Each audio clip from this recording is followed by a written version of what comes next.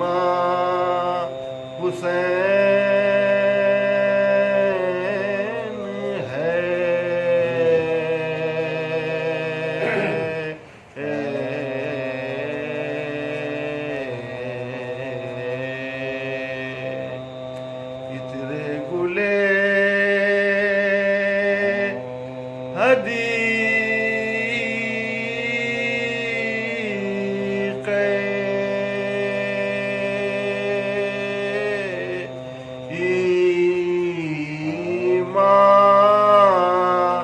حسین ہے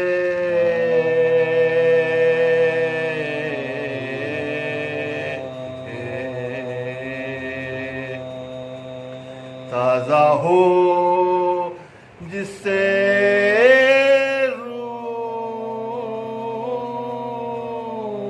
روح وہ ریحاں حسین ہے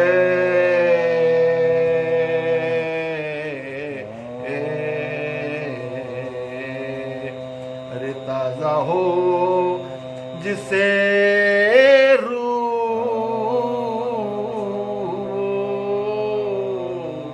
ریحاں حسین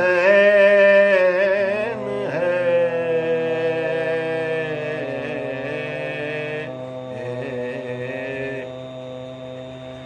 صحرائے کربلا میں ہوا کیا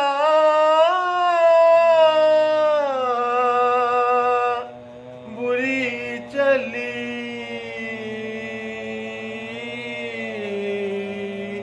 ارے فاقہ تھا تیسرا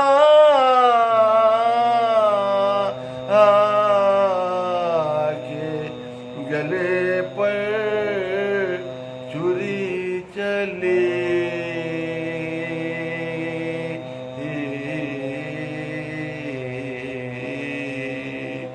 اترے گلے حدیق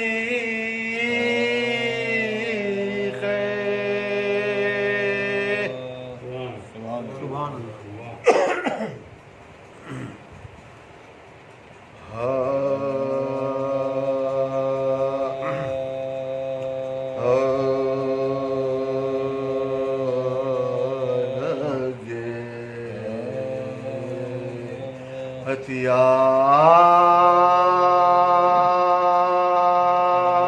ہتھیار جب اکبر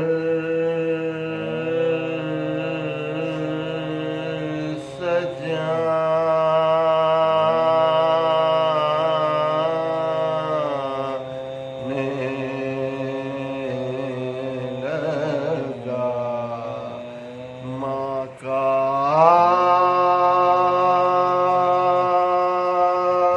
کلیجہ منہ کو آنے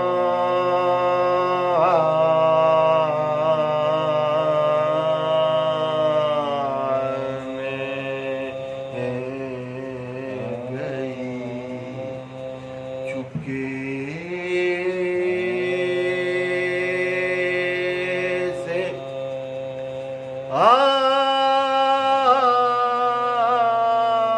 عابد کے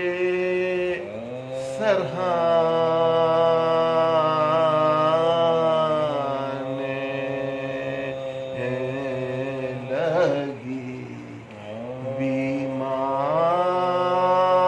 بیمار کا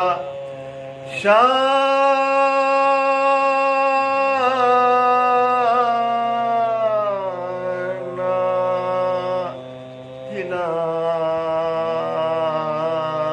ہلانے ارے کہا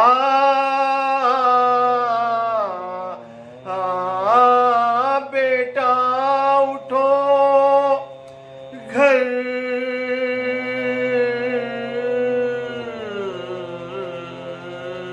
لٹ رہا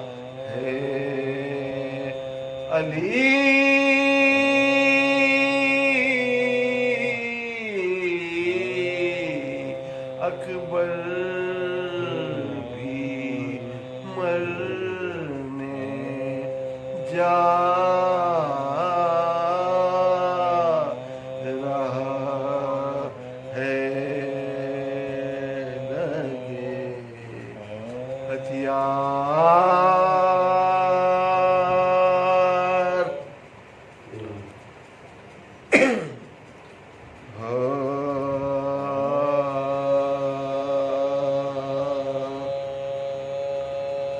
رویا کیا جو پیار سے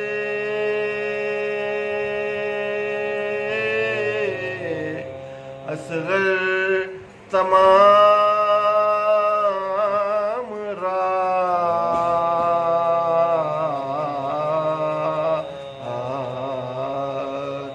تھا خیمہ حسین میں، محشر تمام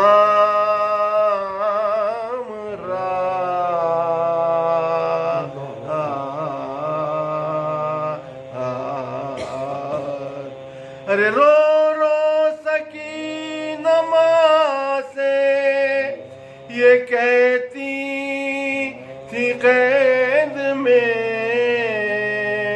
ارے بن باپ بچے سوتے ہیں،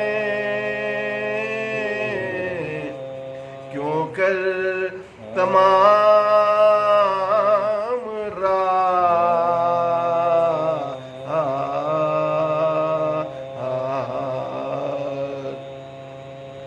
رے زینب سے شاہ کہتے تھے کلوریاں ہوگا سر،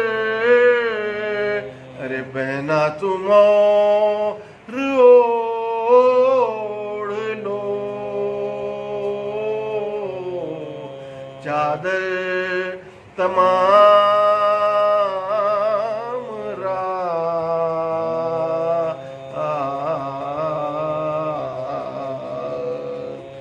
رویا کیا ارے پیاسوں کے اس اضطراب میں، مانند چشم تر چھلکا کیا بہشت میں، کوثر تمام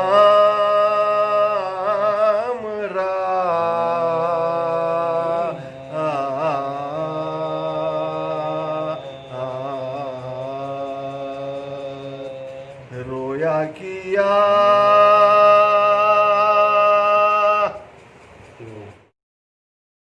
فاتحہ۔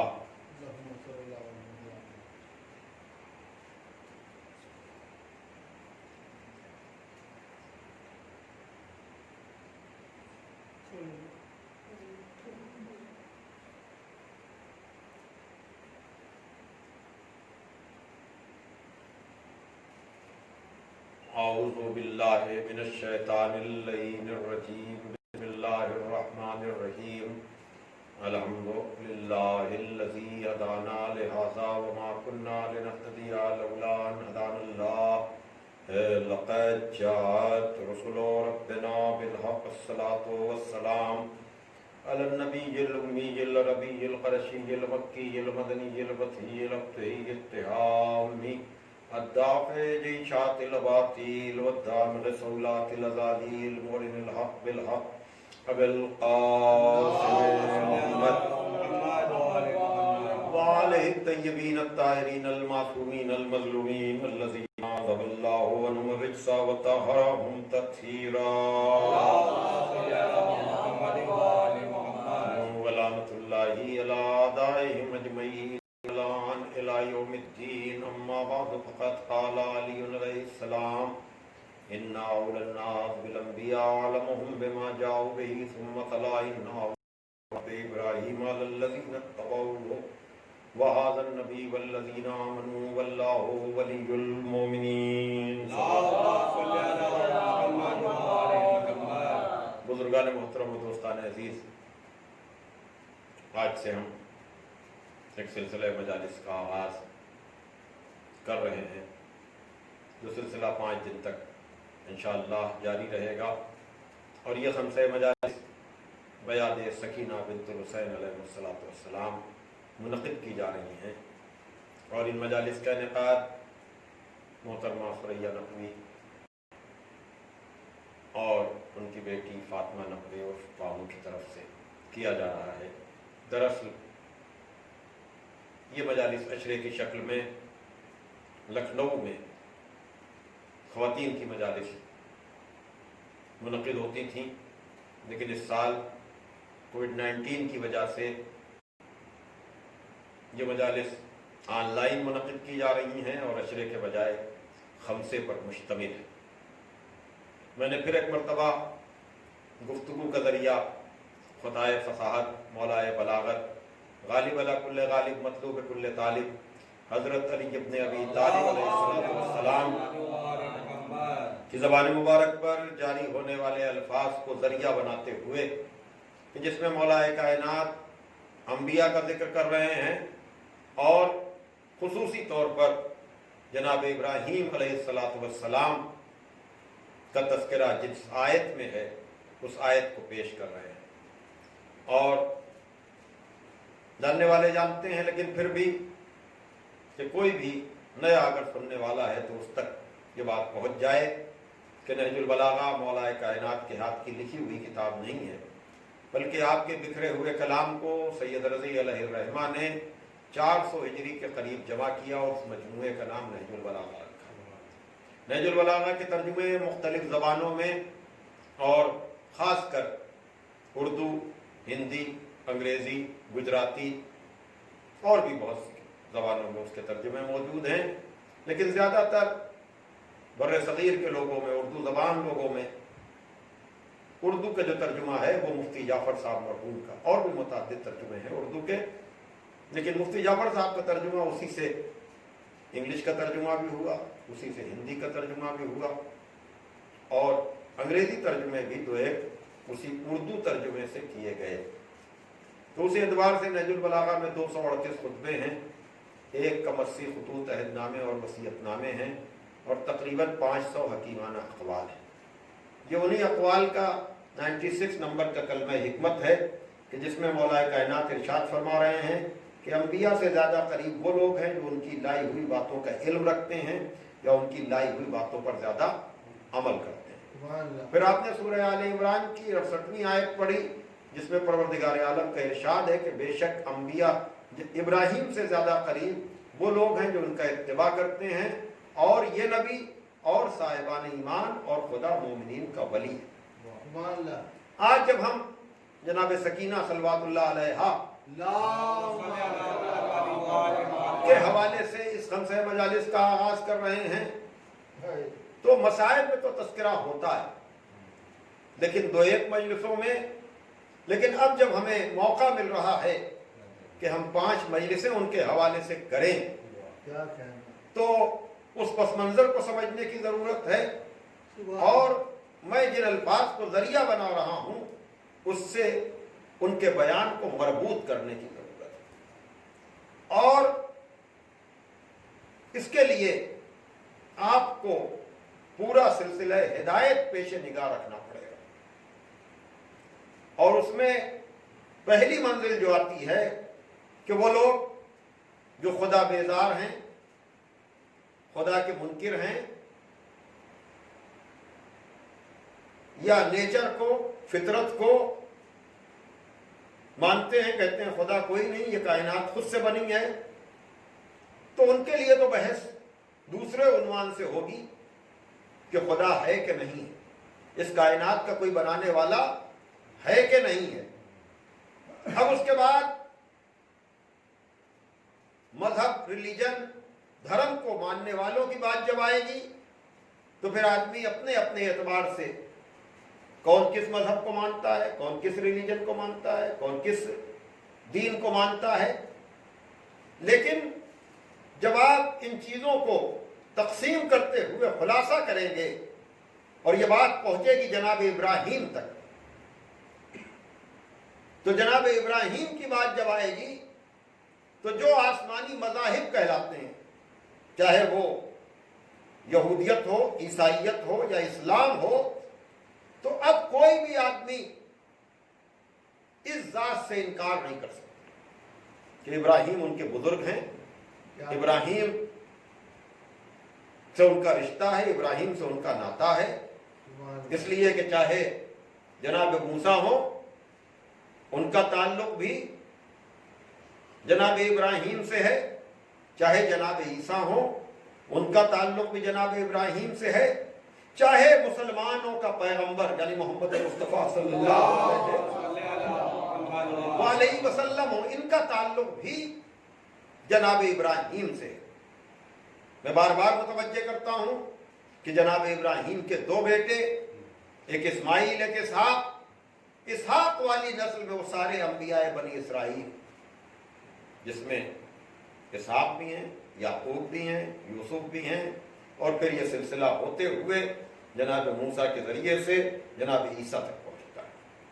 اور اس طرف بظاہر نبی تو نہیں ہے، لیکن جو شاخ اسماعیل کی شکل میں مکے میں آباد ہوئی تھی، وہ پوری آبادی، پورا عرب، جناب عدنان سے ہوتے ہوئے جناب ہاشم تک، عبد المطلب تک، پھر جناب عبداللہ اور جناب ابو طالب تک، پھر ان دونوں سے مولا علی اور نبی تک، صلوات بھیجے محمد والے محمد۔ یہ انسانی برادری ہے، یہ انسانی شاخیں ہیں، یہ انسانی شجرے ہیں جن کا کوئی انکار نہیں کر سکتا ہے۔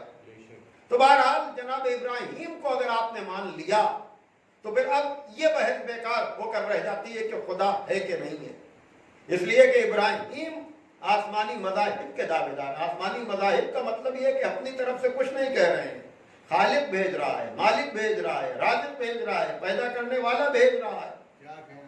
اب یہ مذہب کی بات آ گئی، ریلیجن کی بات آ گئی، تو اب جب ریلیجن کی بات آ جاتی ہے، مذہب کی بات آ جاتی ہے، تو اب خدا کے بعد رسولوں کی بات آتی ہے، اور رسول خدا کا پیغام لے کر آتا ہے۔ پیغام لانے کا مطلب ہی یہ ہوتا ہے کہ یہ ہم جیسا نہیں ہے۔ اگر ہم جیسا ہوتا تو کتاب ہم ہی پر نازل ہوتی، صحیفہ ہم ہی پر نازل ہوتا، انجیل کسی عام انسان پر آتی، زبور کسی عام انسان پر آتی، قرآن کسی عام انسان پر آتا۔ تو جو ہمارے ہیں، تو اب ظاہر سی بات ہے کہ ہر فرد پر ملک کا نازل نہ ہونا بتا رہا ہے کہ جو رسالت کا دعویٰ کر رہا ہے وہ اور ہے، اور جو کلمہ پڑھنے والی امت ہے وہ اور ہے۔ صلوات ہے محمد والے۔ اور پھر اس کے بعد ایک حسد پیدا ہوتا ہے، جلن پیدا ہوتی ہے، ایک جیلسی پیدا ہوتی ہے، اس عنوان سے کہ یہ شکل و صورت میں تو ہمارے ہی جیسا ہے، یہ کیسے دعویٰ کر رہا ہے کہ اس کو خدا نے بنایا ہے، یہ کیسے دعویٰ کر رہا ہے کہ اس کے پاس معجزات ہیں، یہ کیسے دعویٰ کر رہا ہے کہ اس کے پاس کمالات ہیں۔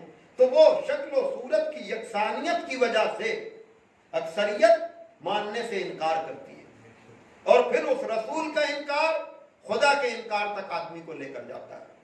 حالانکہ ماننے میں فائدہ ہے، نہ ماننے میں نقصان ہے۔ توجہ کیجئے گا، یہ ایک فطری بات ہے کہ بھئی جو سچائی ہے، جو حقیقت ہے، جو فیکٹ ہے، آپ اسے مان لیں گے تو یاد رکھیے گا ممکن ہے مجمع کے سامنے آپ اس منوانے والے سے چھوٹے نظر آئیں، لیکن تنہائی میں اس سچائی کو مان لینا آپ کے اطمینان کا سبب بنے گا۔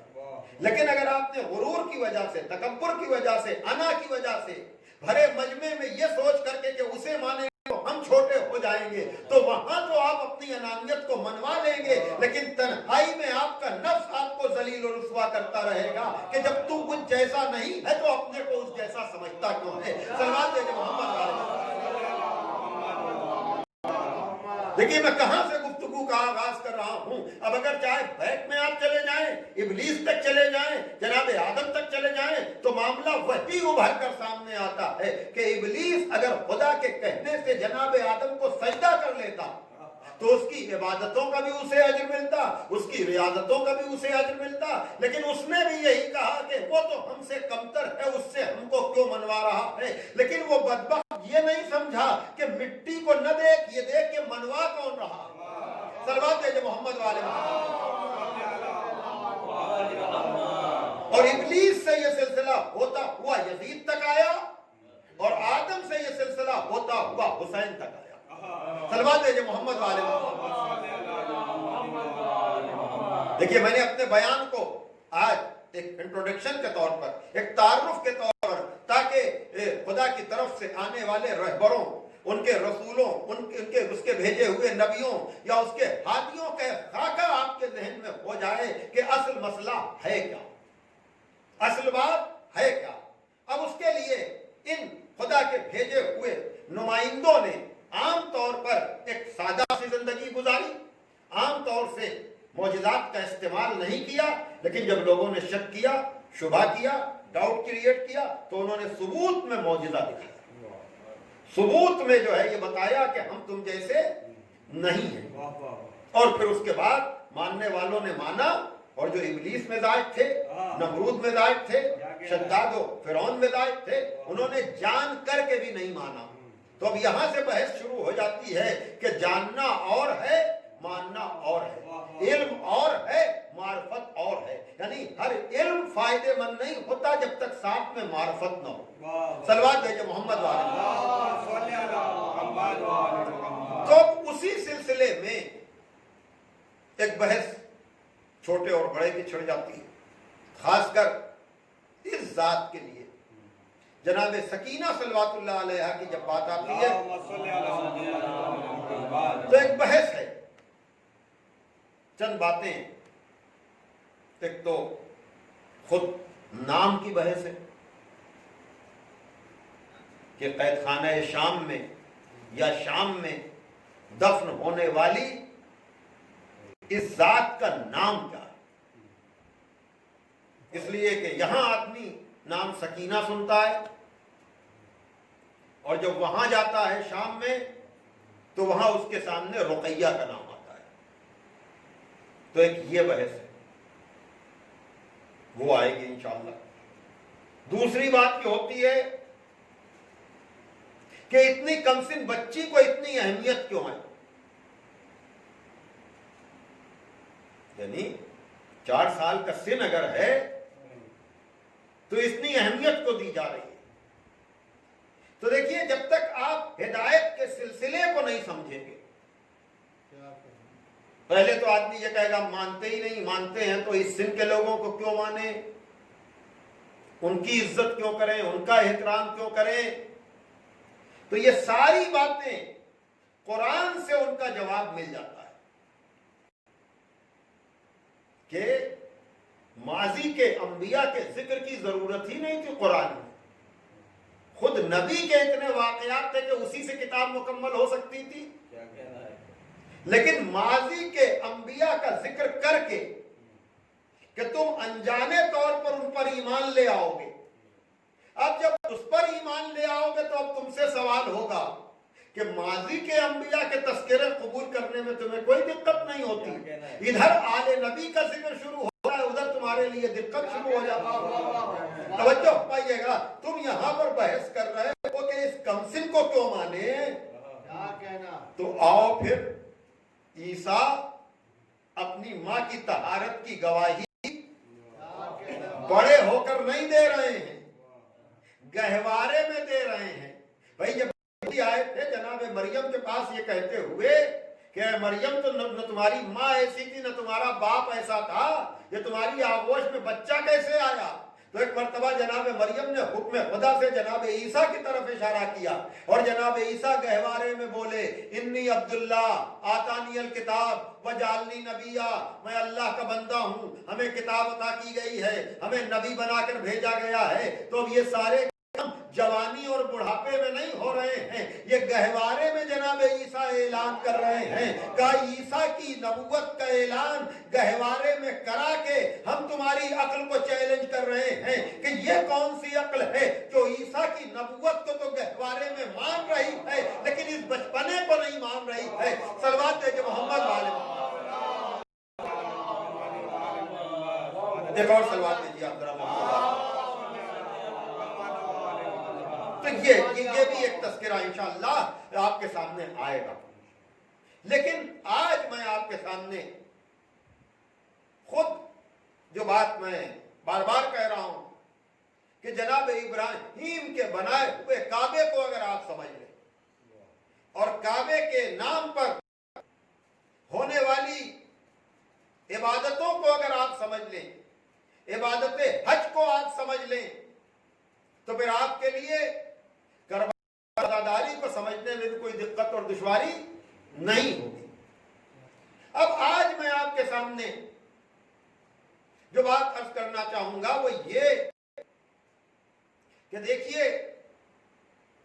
اصل میں معاملہ لوٹتا ہے خدا پر یقین اور بھروسے کی طرف، چاہے نبوت ہو، چاہے رسالت ہو، چاہے امامت ہو، یہ سب بیس اس بات پر ہے کہ یہ سب اس لیے آئے کہ خالق کو، ایک رازق کو، ایک مالک کو، ایک پیدا کرنے والے کو منوائیں۔ بڑی توجہ۔ اب اس کے لیے ہر نبی نے اپنے اعتبار سے کام کیا، اور پھر جناب ابراہیم کا تو کہنا ہی کیا، ان کی تو شان ہی نرالی ہے، ان کی تو عظمت ہی کیا ہے کہ اللہ نے اپنا گھر ابراہیم سے بنوایا، یعنی اتنا رتبہ جناب ابراہیم کو عطا کیا گیا کہ جناب ابراہیم کو معمار کعبہ بنایا گیا۔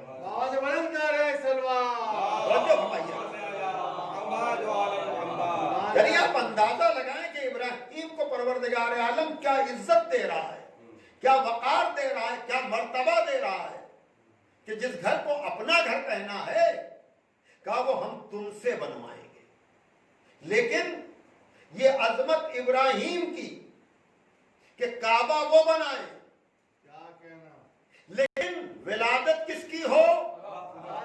توجہ کیجئے گا، تو اگر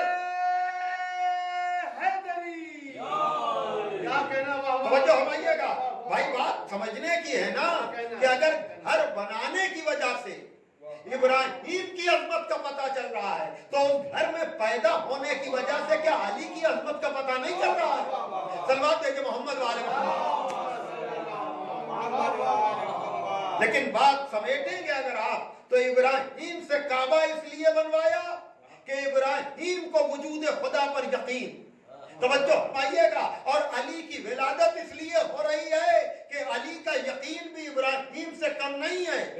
اگر موقع ہوتا تو میں تقابل بھی پیش کر دیتا کہ ابراہیم نے یقین کے لیے کیا کہا اور علی نے یقین کے لیے کیا کہا، چلیے وہ آیتیں پھر کبھی، لیکن اس وقت کعبے کے لیے تو بعد میں بات ہوگی۔ مولود کعبہ کا مسئلہ سمجھ لیجئے کہ اس نے جب نظریہ توحید پر بات کی تو اس نے کہا اگر حجاب ہٹا بھی دیے جائیں تو میرے یقین میں کوئی اضافہ نہیں ہوگا۔ صلوات دیجئے محمد علیہ۔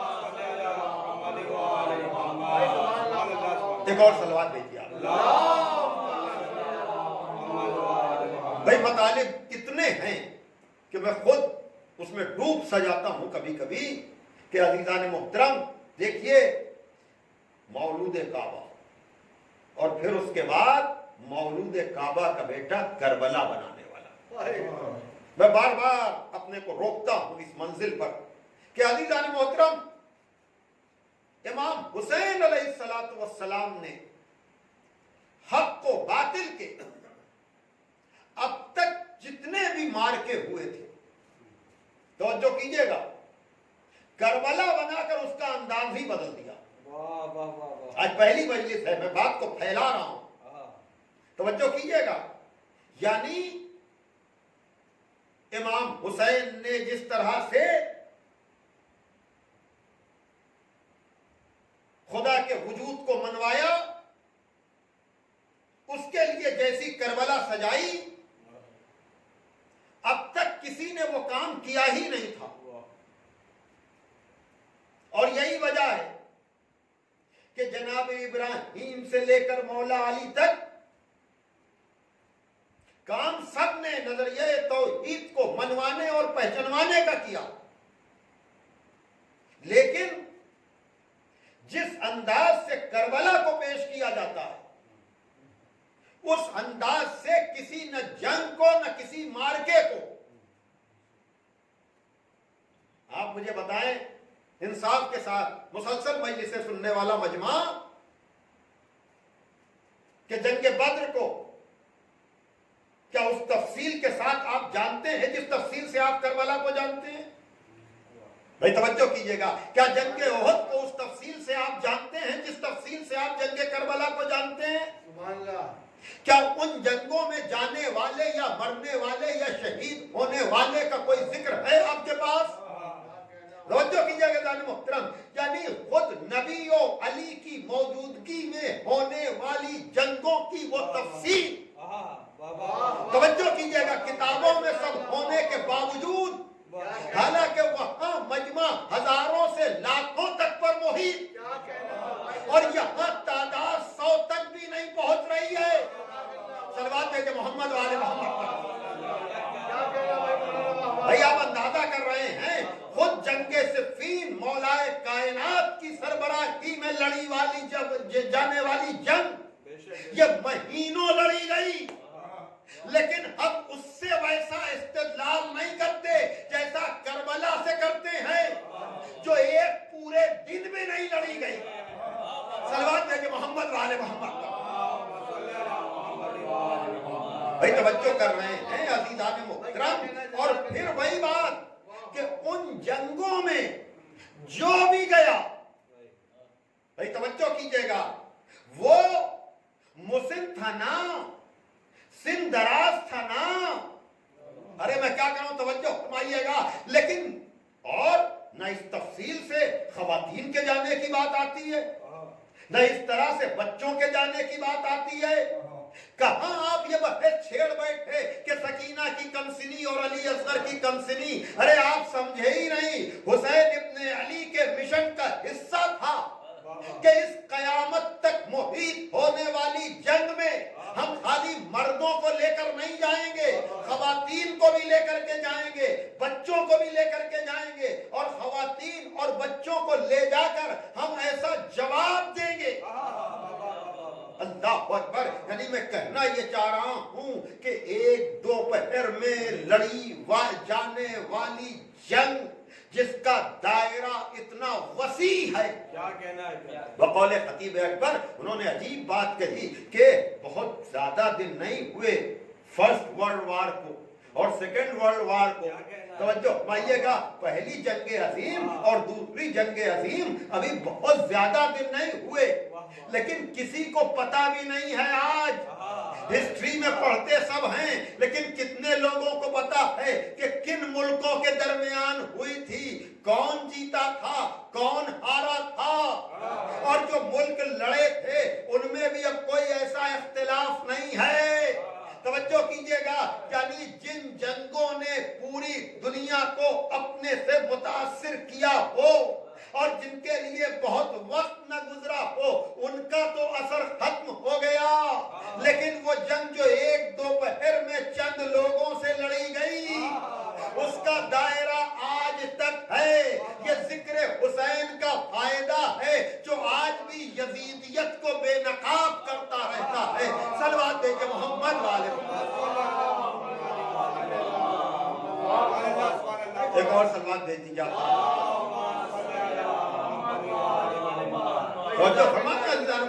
تو کہنے کا مقصد یہ ہے کہ میں چونکہ آنے والی مجالس میں آپ حضرات کے سامنے یہ بات بتاؤں گا کہ جو ہی حسین ابن علی نے قدم اٹھایا وہ راہ ہدایت کے لیے ضروری تھا، حجت کو تمام کرنے کے لیے ضروری تھا.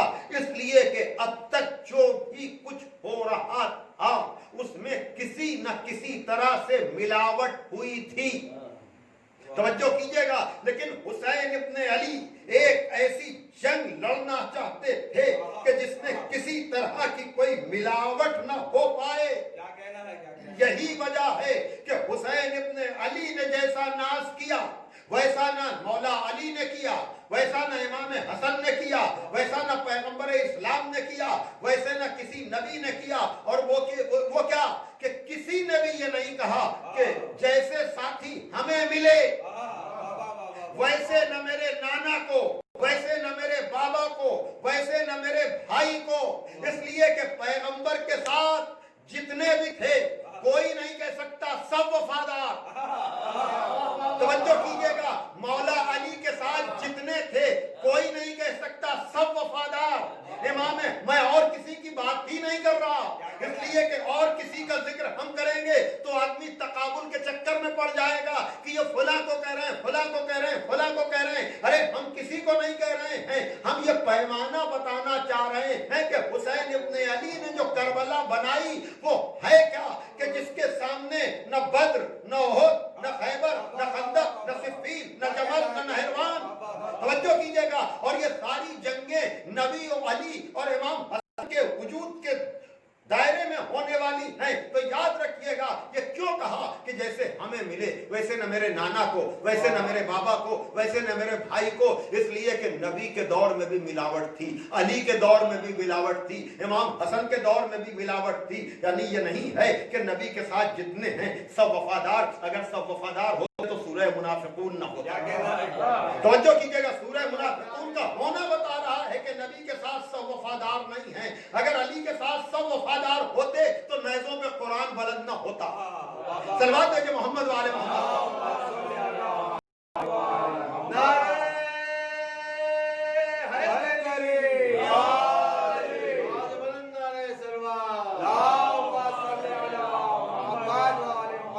تو بہرحال حسین ابن علی نے یہ بتایا، اور دیکھیے پھر وہی بات، تاکہ کربلا کو سمجھا جا سکے، اس مارکے کو سمجھا جا سکے۔ عام طور سے کیا ہوتا ہے کہ آدمی اپنے لشکر کو اپنے ساتھ جوڑ کے رکھنا چاہتا ہے۔ ارے تاریخ ہے آپ کی، احد کا میدان سامنے ہے کہ بلایا جا رہا اور لوگ نہیں آ رہے ہیں۔ توجہ کیجئے گا، اور یہاں حسین کہہ رہے ہیں چلے جاؤ، کوئی جانے کو تیار نہیں ہے۔ توجہ کر رہے ہیں، یعنی یہ وہ مارکہ ہے، یہ وہ مرحلہ ہے۔ اور بس ایک بات اور ربط مصائب آج کی حد، اور وہ یہ کہ عزیزان محترم یاد رکھیے گا کہ قربانی کے مسئلے کو جناب ابراہیم کے بغیر سمجھا نہیں جا سکتا، کیونکہ ایک تاثر یہ بھی دیا جاتا ہے کہ اگر ایسا تو عورتوں کو لے کر کیوں گئے تھے، بچوں کو لے کر کے کیوں گئے تھے، کیا کہنا، واہ واہ واہ۔ تو وہی بات میں جو بار بار کہتا ہوں کہ ابراہیم یہ تو عزاداری سمجھ میں آئے۔ سبحان اللہ، کیا کہنا۔ جواب وہی ہے واہ واہ کہ ابراہیم کو پتا تھا کہ نہیں کہ میں بیٹے کو ذبح کرنے جا رہا ہوں، اسماعیل کو پتا تھا کہ نہیں کہ میں ذبح ہونے جا رہا ہوں۔ یعنی ناواقف اسرار قربانی جانتے ہی نہیں کہ قربانی علم کے ساتھ ہوتی ہے، جہالت کے ساتھ نہیں ہوتی۔ قربانی علم کے ساتھ ہوتی ہے، جہالت کے ساتھ نہیں ہوتی۔ تو ابراہیم بھی جان کر لے جا رہے تھے کہ میں ذبح کرنے جا رہا ہوں، اسماعیل بھی علم کے ساتھ جا رہے تھے کہ میں ذبح ہونے جا رہا ہوں۔ اور یہی کام شب عاشور میں امام حسین نے بھی کیا۔ توجہ کیجئے گا، اس لیے کہ بیعت اٹھا کر، جانے کا اختیار دے کر اور جانے کا طریقہ بتا کر امام حسین نے حجت کو تمام کیا، تاکہ کوئی یہ نہ کہے کہ حسین نے اپنے اصحاب کو دھوکے میں رکھ کر مروا دیا۔ کہا نہیں، ہماری عظمت کو تو پتہ تمہیں چلے گا۔ بڑی توجہ عزیزان محترم، میں کیا بات کرنا چاہ رہا ہوں بھائی، یہ بھی تو ہو سکتا تھا کہ جب جناب ابراہیم نے خواب دیکھا تھا تو اپنے بیٹے کو نہ بتاتے اور اپنے ساتھ چلنے کے لیے تیار کرتے، اپنی آنکھوں پر پٹی باندھنے کے بجائے اس بیٹے کی آنکھوں پر پٹی باندھتے، اس سے کوئی رائے مشورہ نہ کرتے، بتاتے نہ۔ تو اگر ابراہیم اسماعیل کو بتائے بغیر قربانی کے تیاری کرتے تو ابراہیم کی عظمت کو تو پتا چلتا، اسماعیل کی عظمت کا پتہ نہ چل پاتا۔ تو جو کام ابراہیم و اسماعیل کی نسبت سے ہوا کہ اسماعیل کو بے خبر نہیں رکھا گیا، اسی طرح سے کربلا میں حسین نے اپنے اصحاب کو بے خبر نہیں رکھا، اس لیے کہ بے خبر رکھ کر اگر اصحاب شہید ہوتے تو امام کی عظمت کا تو پتہ چلتا، اصحاب کی کی عظمت کا پتہ نہ چلتا، شب عاشور میں اپنے اصحاب کو جانے کا اختیار دے کر یہ بتایا کہ ہمارے یہ اصحاب ہمارے ساتھ حالت اختیار میں قربان ہو رہے ہیں، حالت مجبوری میں نہیں۔ اللہ اکبر۔ اور یہی نہیں بلکہ حسین کے ساتھ جانے والے بچے، چاہے اس میں جناب علی اصغر ہوں چاہے جناب سکینہ، میں نے پورا منظرنامہ آپ کے سامنے پیش کیا، اور یقیناً کل میں عرض کروں گا شام کے حوالے سے، تو جو کام کربلا میں علی اصغر کی شہادت نے کیا، وہی کام شام کی نسبت سے جناب سکینہ کی شہادت۔ اس بچی کا تذکرہ ہمارے شعراء نے، بالخصوص میر انیس اور مرزا دبیر نے، بقول علامہ رشید ترابی مرحوم کہ کوئی سلام میر انیس کا ایسا نہیں جس میں ایک نہ ایک شعر جناب سکینہ کے لیے نہ، اور مرزا دبیر کا تو پسندیدہ موضوع ہے جناب سکینہ کی مضمون، اور ہماری آزاداری کی دنیا میں بھی، یعنی جو درد، جو غم، جو الم، جو اثر کربلا کی نسبت سے علی اصغر کے لیے کتنے نوحے، کتنے مسدس، کتنے سلاموں میں مصائب کی منزل پر جناب علی اصغر، یعنی اگر ان سارے اشعار کو جمع کیا جائے تو بڑے بڑے دیوان مرتب ہو جائیں۔ اسی طرح سے شام کی نسبت سے جناب سکینہ، اور آج بھی عقیدت، محبت، عجب جذبہ ہے عزاداروں، بالخصوص ہماری مائیں بہنیں سکینہ کی مظلومی کو سن کر تڑپ جاتی ہیں۔ میں نے بھی کبھی مسلسل اس عنوان سے مجالس نہیں پڑھی، لیکن ہمیشہ دل یہی چاہتا تھا کہ جناب سکینہ کے مصائب کا بیان کبھی تفصیل سے ہو۔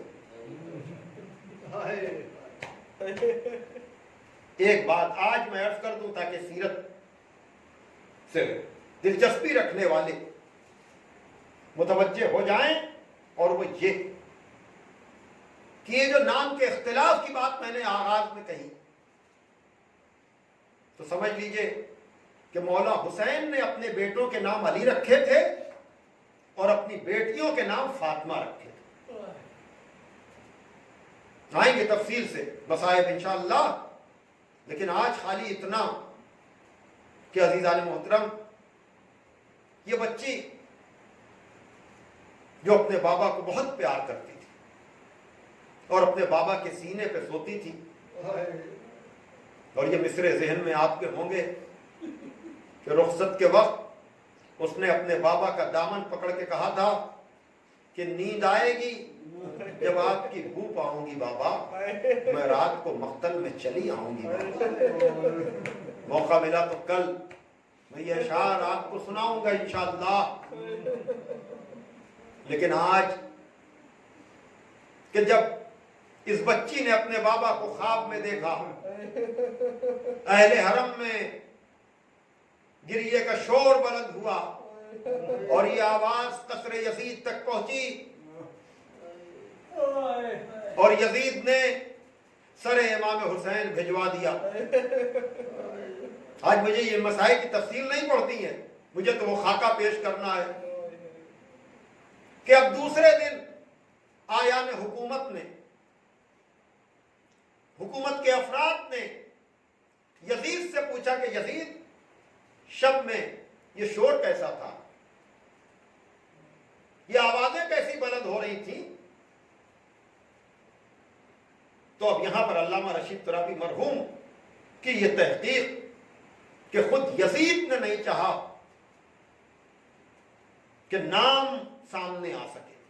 اور خود میں نے بھی کتاب میں پڑھا ہے. جب اس سے پوچھا گیا کہ کل کیا تھا تو اس کے الفاظ ہیں، خود یزید کے یہ الفاظ کہ ماتت بنت من بنات الحسین، حسین کی بیٹیوں میں سے ایک بیٹی مر گئی. کوئی اسے سکینہ کہتا ہے، کوئی اسے رقیہ کہتا ہے، کوئی اسے عائشہ کہتا ہے، کوئی اسے فاطمہ کہتا ہے. لیکن قدر متیقن یہی ہے کہ قید خانے میں حسین کی ایک بچی. اب اندازہ لگانے والوں نے اندازہ لگایا یہ وہی بچی تو نہیں ہے جو رخصت کر رہی تھی حسین کو، یہ وہی بچی تو نہیں ہے جو دربار میں اپنے بابا کے سر کو مانگ رہی تھی. جزاکم ربکم. لیکن عزادارو، آج اس سلسلہ مجالس کی پہلی مجلس میں ایک ایسی بات آپ کے سامنے جو میں نے ہندوستان میں میرے خیال سے نہیں پڑھی، کیونکہ بہت دنوں کے بعد مجھے ان دنوں میں اس ایام عزا میں ہندوستان میں رہنے کا موقع مل رہا ہے، ورنہ میں باہر کے ملکوں میں کسی نہ کسی جگہ ہر سال اس واقعے کا ذکر ضرور کرتا ہوں. اور وہ کیا کہ میرا طالب علمی کا کچھ عرصہ شام کی سرزمین پہ گزرا ہے. میں سیدہ زینب میں مقیم تھا حصول تعلیم کے لیے، اور تھوڑی ہی دور پر یعنی شام میں ملک بھی ہے اور شہر بھی. سیدہ زینب سے جب آدمی شہر کی طرف جاتا ہے تو یہی کہتا ہے شام جا رہے ہیں. تو یہ چند کلومیٹر کے فاصلے پر اس قافلے کو قید کیا گیا تھا. آج جہاں جناب زینب کا روضہ ہے وہاں کی نسبت سے میں کہہ رہا ہوں، قصر یزید کے قریب قید خانہ، اور جانے والوں پر جو اثر ہوتا ہے. آج بھی جو لوگ جاتے ہیں، سننے میں آ رہا ہے کہ کربلا جانے کی تو اجازت نہیں مل پا رہی ہے، لیکن شام کے راستے کھلے ہوئے ہیں. شاید اس سال باہر سے جانے والے زائرین کا مجمع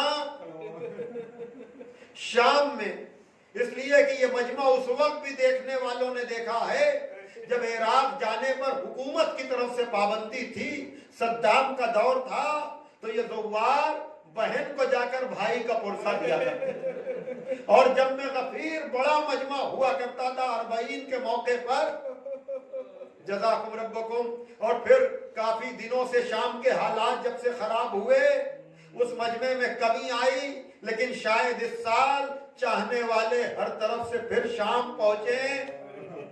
لیکن عزادارو، وہاں جانے کے بعد آدمی کہتا ہے کہ ارے کتنا وقت ہم سیدہ زینب کے روضے پر گزار دیں، یا کتنا وقت جناب سکینہ کے روضے پر، وہاں جناب رقیہ کے نام سے جانا جاتا ہے. تو یہ 2000 کی بات ہے، سن 2000 کی ایک قافلہ لندن سے آیا جس میں کچھ حضرات پاکستان سے بھی آئے تھے. ان کے ساتھ میں گیا عراق زیارتوں کے لیے. لیکن پاکستان سے آنے والا مرد مومن اپنے ساتھ ایک چھوٹی سی مشق لے کر آیا. سنیے، یہ کتابوں میں لکھی ہوئی چیزیں نہیں ہیں، یہ خود میں جس کا عینی شاہد ہوں، بتانا یہ چاہ رہا ہوں کہ عقیدت کیا کیا کراتی ہے. میں نے منظر بھوپالی کا شعر کبھی آپ کے سامنے پڑھا ہے کہ روز روزے شیپا کیسے حاضری ہوتی، حضرت زیارت نے تازیہ بنا ڈالا.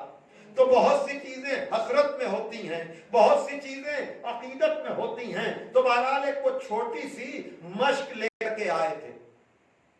کربلا جب ہم لوگ گئے تو وہاں انہوں نے جناب عباس کے خادموں سے گزارش کر کے کہا کہ جناب عباس کی قبر کے پاس جو پانی کا حصار ہے، تو ایک موویز بھی اور ویڈیو بھی لوگوں نے دیکھی ہیں کہ آج بھی جناب عباس کے قبر کے گرد پانی حصار میں ہے، طواف کر رہا ہے. بہرحال یہ ہوا کہ انہوں نے اس خادم کے سے کہا اور کسی طرح سے ان کو اس مشق میں پانی مل گیا. जज़ाकुम रब्बुकुम। हाँ आज़ादारों, और उसी के बाद से मैंने लोगों से गुजारिश करना शुरू कर दिया। देखिए नियाबती उम्रा भी होता है, नियाबती हज भी होता है मासूमीन की तरफ से, क्योंकि उसमें खालिसियत पैदा हो जाती है। तो इसीलिए मैं कहता हूँ कि ऐ करबला हुसैन की जियारत के लिए जाने वालों, सारी जियारतें तो अपनी तरफ से पढ़ो, लेकिन एक सलाम सकीना की तरफ से भी। इसलिए अब तो जाते हैं करबला, इससे पहले मैंने पढ़ा ना आज़ादारों कि एक बच्ची है जो यही तसव्वुर लेकर चली गई कि मेरे बाबा की कब्र बेगोरो, मेरे बाबा का लाशा बेगोरो कफन पड़ा है, मेरे बाबा को दफन नहीं किया गया। हाँ आज़ादारों, तमाम करूं मैं मसाइब को। बहरहाल वो वहां से पानी भर करके करबला से शाम दोबारा आए, और आने के बाद सैयदा ज़ैनब में क़याम था, हमसे कहा कि मौलाना चलिए अब हम बीबी सकीना के रोजे पर चलेंगे। हाँ आज़ादारों, उस छोटी सी मश्क में जो पानी था वो ले करके चंद लोगों के साथ हम लोग जनाब सकीना के रोजे पर गए। जनाब सकीना के रोजे पर पहुंचकर हमसे कहा कि चंद जुमले मसाइब के पढ़ दीजिए। मैं मसाइब के जुमले पढ़ रहा था, और वो छोटी सी मश्क से जनाब सकीना के रोजे में पानी टपका रहे थे। जैसे ही पानी डाल रहे थे, किसी ने खुद्दाम से कहा कि देखो देखो ये क्या कर रहा है। फौरन ही सारे खुद्दाम जमा हो गए। कहा तुम ये क्या कर रहे हो? कहा अरे ये हम करबला से पानी लेकर के आए हैं। मैंने टूटी फूटी अरबी में जब उन साहिबाने अरब को ये बात बताई कि ये ज़ुवार, ये ज़ाहिर अकीदत में करबला से पानी लेकर आया है, इधर मुझे ये जुमले अदा करने थे। जनाबे सकीना के रोज़े में एक कोहराम बर्पा हो गया, इसलिए कि सबके ज़हन में ये तसव्वुर आ गया, अरे इसी सकीना के लिए तो अब्बास पानी लेने के लिए गए थे, इसी सकीना के लिए तो अब्बास ने अपने शाने कटा दिए। जब सकीना की कब्र के पास करबला से पानी आने का तज़किरा हुआ, तो कौन ऐसा था जिसकी आंखों से आंसू जारी न हुए?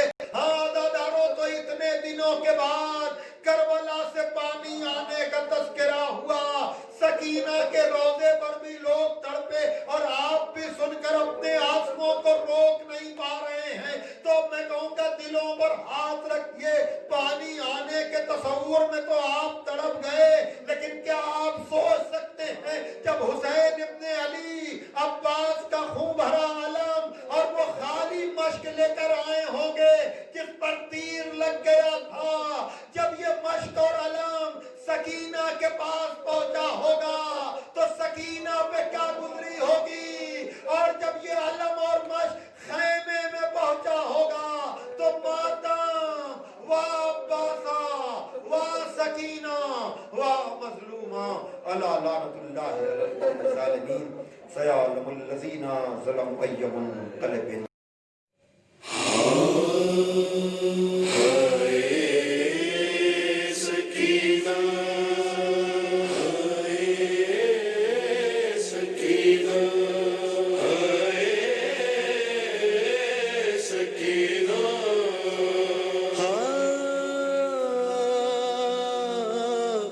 हाँ